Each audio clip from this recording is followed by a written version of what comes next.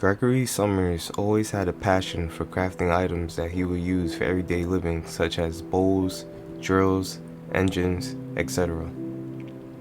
This passion of Gregory came in handy every time he was either bored or needed these essential items. By him being a crafter, that always kept him busy. Gregory always wanted to get his hands dirty by working on a new project after the last and one after the other. Gregory headed to his everyday bar that he would go to after finishing his work. It was a casual day as usual. Music was playing, people were drowning their faces with alcohol. All in all, it was a good time. But something told Gregory to look to the far right side of the bar. As Gregory looked, he couldn't believe his eyes. He saw this woman, this beautiful woman. Her light green eyes, long brunette hair, delicate face, easily caught Gregory's attention. She was the most beautiful woman that Gregory has ever seen. Gregory hesitated to go to her and introduce himself, because work was always on his mind, and he figured that his craft will always be more important. Gregory really didn't want anything to distract himself from his work, but he couldn't resist her beauty. It was like a curse. So Gregory made his way to the woman and introduced himself. When he introduced himself, he couldn't help but tell this woman how beautiful she was. This put a smile on the woman's face. Her name was Andrea Kay. In a snap of a finger, both Andrea and Gregory exchanged numbers and were having a great night at the bar. As they were having a good time, both Andrea and Gregory looked into each other's eyes. It was that look you give someone that just might be the love of your life, your soulmate. Gregory's lips hugged Andrea's, and they both knew that they had something going in the long run. Days turned into weeks, and weeks turned into months, then eventually years. Gregory and Andrea were perfect for one another. The couple wound up getting married. They were already 3 years into their relationship and had nothing but love for one another. Gregory did, however, get less work done because he was always focused on Andrea now. But Gregory and Andrea couldn't ever stop loving each other and making love. No fighting, no disloyalty. They were the perfect couple. Gregory couldn't be any happier. One day, this all changed. Gregory was driving with Andrea in the passenger seat on their way to have dinner at a seafood restaurant. Long ride in the busy streets of New Jersey. But all that was on Gregory's mind was the dinner that he was about to have with his darling wife. During the ride, Gregory told Andrea that she's the best thing that ever happened to him, and to promise that she would never forget that. Tears began to fill Andrea's mellow eyes. After she wiped the tears and makeup off her face, she glanced back at Gregory and said, "I promise."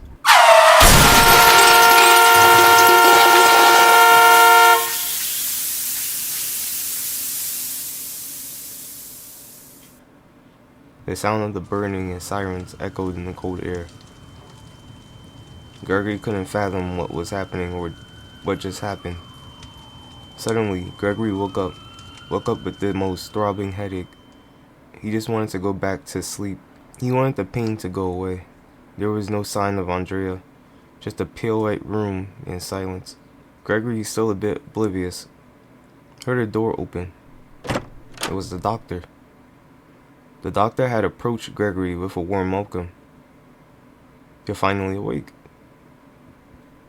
the doctor said in a calm manner. "I'm Dr. Williams. It's a pleasure to meet you, Mr. Summers." "It's been 7 years," Dr. Williams said.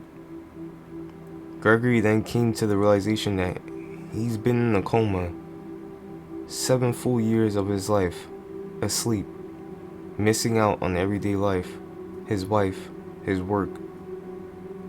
"Where's Andrea?" Gregory questioned. The doctor sighed. Your wife didn't make it. I'm sorry." Gregory felt his heart plummet in ache of pain and sorrow. "She died in an accident, and I've been taking care of you while you were resting for 7 years. I'll give you some time alone. I'm so sorry, Mrs. Summers." Gregory felt as if the world was crumbling around him. Andrea was his heart, his life, his everything.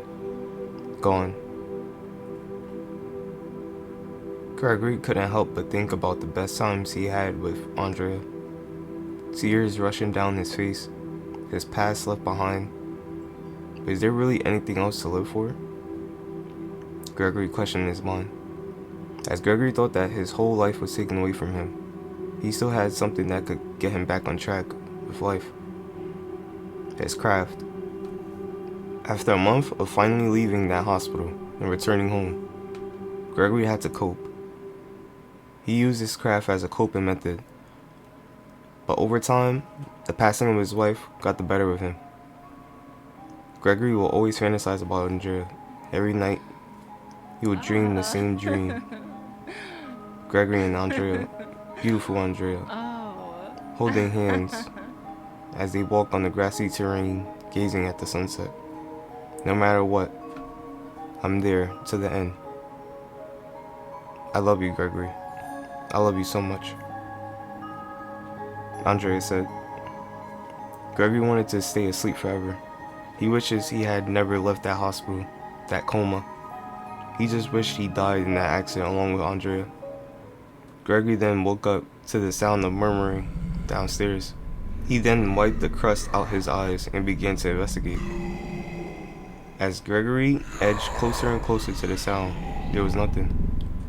Gregory then began to head back upstairs, but when he heard the sound again, he looked down the hallway, and what he saw sent chills down his spine. It was Andrea. In perfect condition, she was alive. You must save me, Greg, Andrea said. Andrea? I thought I lost you, Greg said. You must save me, Greg. But you need to make sacrifices, Andrea said. Gregory was clueless as to what his deceased wife was talking about. What did she mean by sacrifice? Did she mean killing people? There isn't enough time, honey. You must sacrifice others in order to have me back, for you can have me in your arms. Please, baby. I can't live like this anymore. I'm so lonely. Andrea cried. Okay, sweetheart. I'll stop asking questions. Just, what exactly do you want me to do? Greg said. It's a sacrifice. You must kill anyone, anybody, in order to bring me back. That's just how it works. Please, Greg. I can't live like this any longer. Without you. Save me. Andrea replied. Gregory then ran to Andrea to have her in his arms once more. But in a split second, she disintegrated. Without a trace. Her ashes, her soul, in the palm of his hands. If that's what it took to bring Andrea back, Gregory did not hesitate. Gregory then began to craft many different torture weapons instead of his normal everyday items to use around the house. Gregory did not waste any time that night. He made himself a weapon, consumed some antidepressant medication, and went out to hunt. Gregory then started to lurk around dark alleyways, impatiently waiting for any lonely victims that happened to be within reach, subdue them, and then throw them in his trunk. When Gregory reaches his home, he would then drag them out of his trunk and throw them in his room. There was always this sound, a murmur, coming from his room that he couldn't comprehend. Gregory always heard the sound, but he always ignored it. Gregory, without any hesitation in the world, will then mercilessly murder his victims. Most of them were already unconscious, but if his victims were unfortunately conscious, they would feel every ounce of pain as blood poured from their wounds. From a 2x4, a spear, a pickaxe, you name it. As long as it killed, Gregory was satisfied enough. During Gregory's ongoing ruthless murder spree, one night, Gregory heard the same unknown sound that he had been hearing ever since he saw his wife again. It was coming from his room. Upon entering his room, there was nothing. The sound was present, but still nothing to be found. Then out of thin air, Andrea spawned. Andrea? Greg questioned. She didn't make a sound. Andrea then slowly walked up to Gregory and gave him a hug. Her cold skin touches Greg's warm body. Gregory hugged her back, but in a split second, Andrea just vanished in thin air. A thick misty fog started to flood the room, and Gregory had no idea where it was coming from. The whole room was unrecognizable, with fog all over the place. Gregory began walking and walking, cluelessly. As he kept walking, cries of help from Andrea echoed in the fog. Gregory kept walking.